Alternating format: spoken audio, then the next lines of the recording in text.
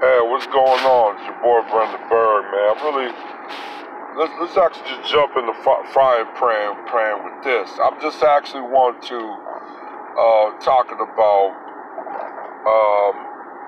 It really just is going to be just a general discussion, but it's still going to go to a similar topic of what I want to really point to, and I think I want to point to is why do. No, the question is not why do, is why, but is maybe on how, or maybe on what. Like, what is the reason for us to jump for other black people defense when they don't even recognize racism when it slap them in the face?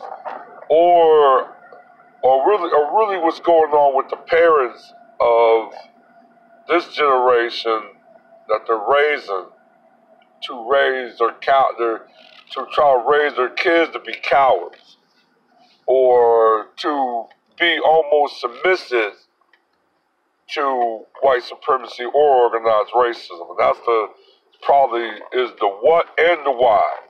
And I think like I want to also bring my point. This ain't really a gender, not really a gender issue, but it do lead to that in a way because there's a few stories that happen that basically involve black children, especially black males. You know what I'm saying? But still black boys, and the police, white, race soldier police, and dealing with a female, like a mother situation. Now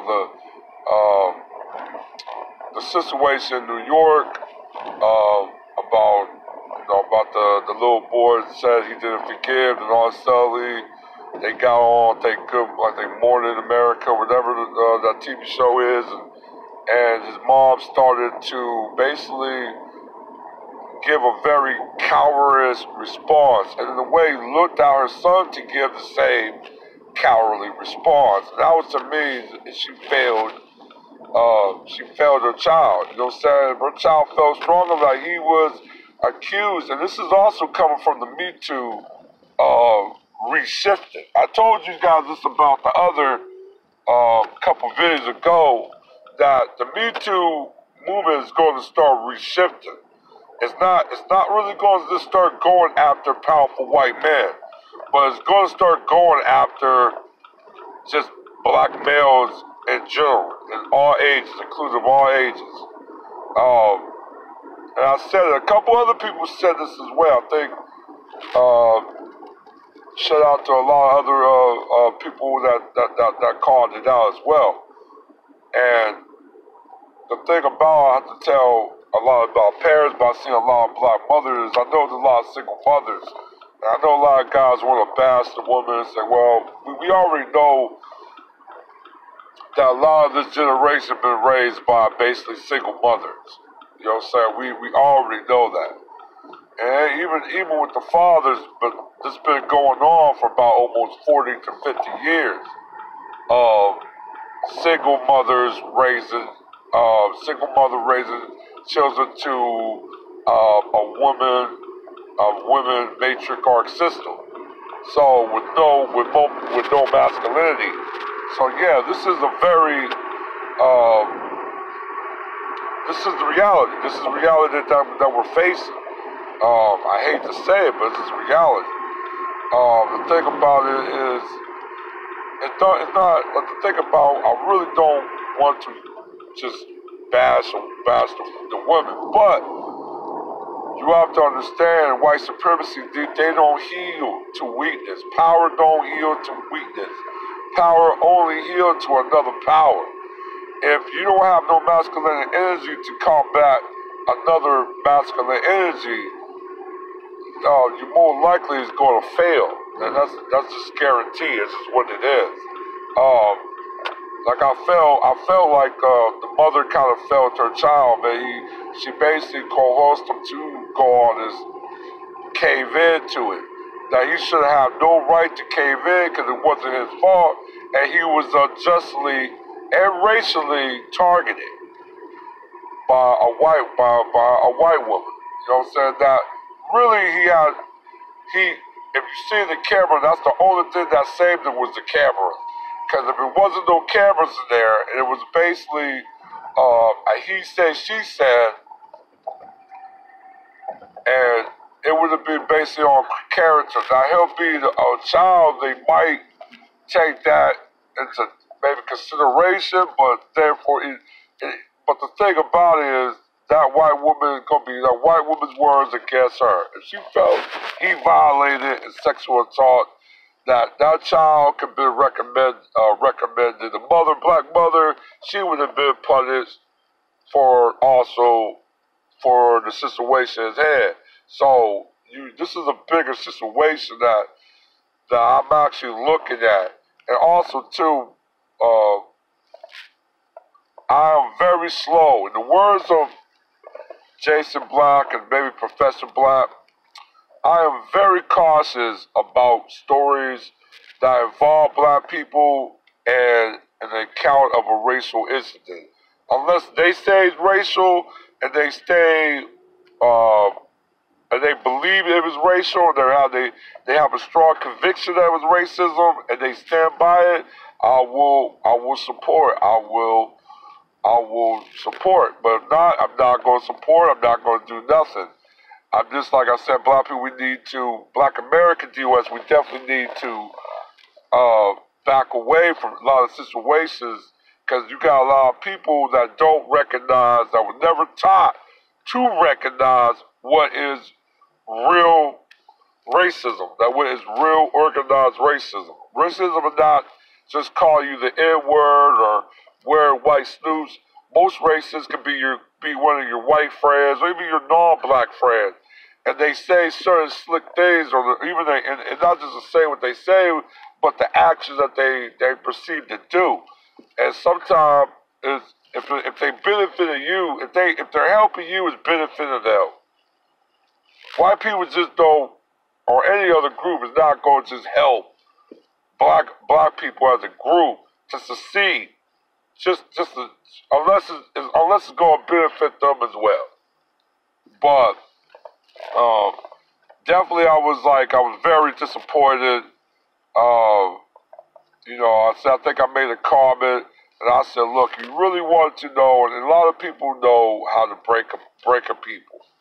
If you want to break a group of people, you break the women. You break the women, you can basically enslave or rule an entire people for generations, because you're removing the male protection and you're breaking the women at the same time.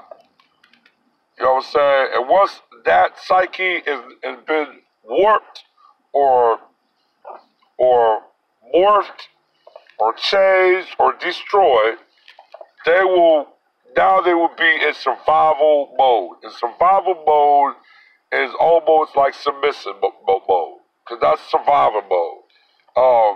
Dr. Frances Cress Welsing explained that better than anybody. She said, black families do not exist. They have not existed since the early 1950s and maybe the early 60s. Majority of black families from the mid and late 60s or early 70s to now are basically called survival unit.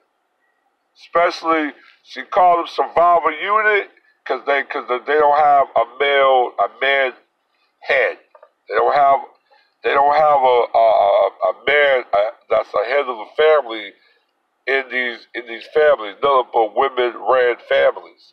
It's like single mothers with raising a bunch of kids with no father figure or no strong male support whatsoever. That is a survival unit, because you're teaching your kids to yield to and to be submissive, and to come out as harmless in the face of white supremacy, or to submit and be belligerent to organized racism. And that's the problem that is very crucial, because now it's showing its head. is showing his hand now because you see these parents and young mothers or these black mothers almost really lashing out and going against their own children as black males, young black males, against basically what you know is a fraction of white supremacy, and not really holding their children to an account, or not really having their children's back, or ask their children like, well, why? Because if it's like I said, if a man were to come into the police, the first thing is, why are you going after my son? He got a toy. You know what I'm saying? And I would have called out the hypocrisy and the racism that's already being portrayed. Maybe because I know a lot of you nationalists are in the police force. So are you a nationalist? If you stumble, then I already know he's a nationalist because you're stumbling on your words.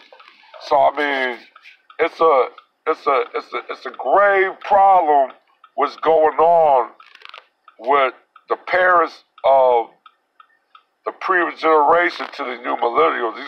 These children and young people is knowing that they are in the brunt and in the target and the bullseyes of white supremacy, organized racism. And we must have some type of punishment mechanism for these parents that is going against their children in the eyes of white supremacy, while they are being the target, they are being the brunt. I know there was a video of a black girl. She was a teenager, I think around 15, maybe 16, still a child, and the police, a white male, just punching her, just giving her body blows, and already got her on the ground. So a lot of these race soldiers and police, they do not recognize black children as children. A lot of them recognize them as just males and females. And if blacks if we don't recognize what's going on, it can be very, very lethally dangerous for us. But yeah, just like I said, we definitely need to have some type of punish mechanism for a lot of these people, a lot of these parents that are basically teaching and forcing their children out of racism to be cowards, and that's something that should not be tolerated. Like I said, I'm gonna drop another video because I think this is a very major issue. I think I need to drop another video and continue this, but I definitely want to bring it to more of a light. All right, one.